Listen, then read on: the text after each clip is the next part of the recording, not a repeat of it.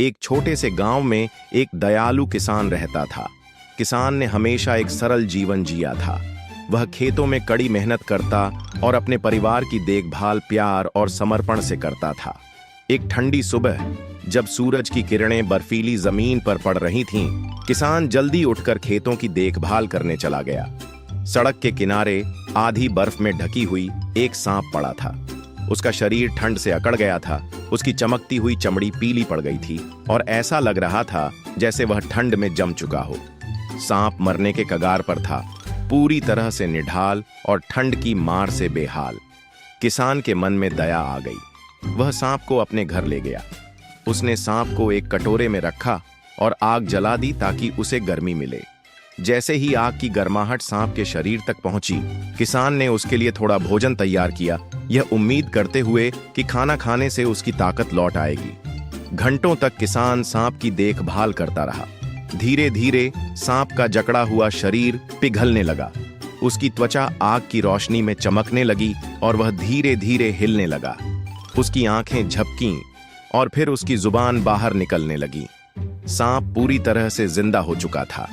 किसान ने चैन की सांस ली, यह देखकर कि उसकी दयालुता ने सांप को बचा लिया था। लेकिन तभी कुछ भयानक हुआ। जैसे ही सांप में ताकत आई, वह तुरंत किसान के छोटे बच्चे की ओर देखने लगा, जो पास ही खेल रहा था। सांप ने अपने शरीर को लपेटा और जोर से फुफकारते हुए बच्चे पर हमला करने के लिए तैयार हो गया। किसान यह देखकर दंग रह गया। उसे विश्वास नहीं हो रहा था कि जिसे उसने बचाया वही अब उसके बच्चे पर हमला करने जा रहा था।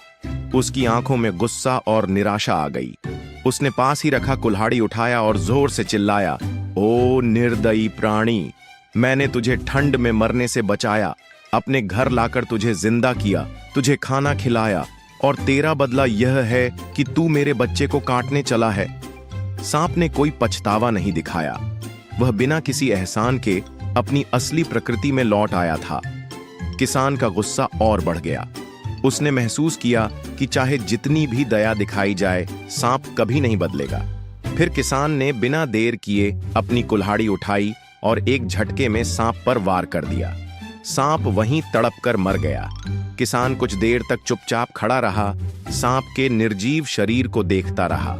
वह जानता था कि उसने जो किया वह जरूरी था, लेकिन फिर भी उसका दिल भारी महसूस हुआ। किसान ने धीरे धीरे सांप की ओर देखा और खुद से कहा, मैंने इसे बचाने की पूरी कोशिश की, लेकिन इसका स्वभाव कभी नहीं बदला। कुछ जीवों की प्रकृति हमेशा एक जैसी रहती है, चाहे उनके साथ कितनी भी भलाई की जाए, और अंत में उन्हें अपने कर्मों का फल भोगना ही पड़ता है। यह कहते हुए किसान अपने घर की ओर लौट गया, मन में इस सीख को लिए हुए कि कुछ चीजें कभी नहीं बदलती। चाहे हम कितना भी दयालु और भला बनने की कोशिश करें, कुछ लोग हमेशा अपने स्वभाव के अनुसार ही काम करते हैं और अंत में उनकी नियति उनके कर्मों के अनुसार तय होती है।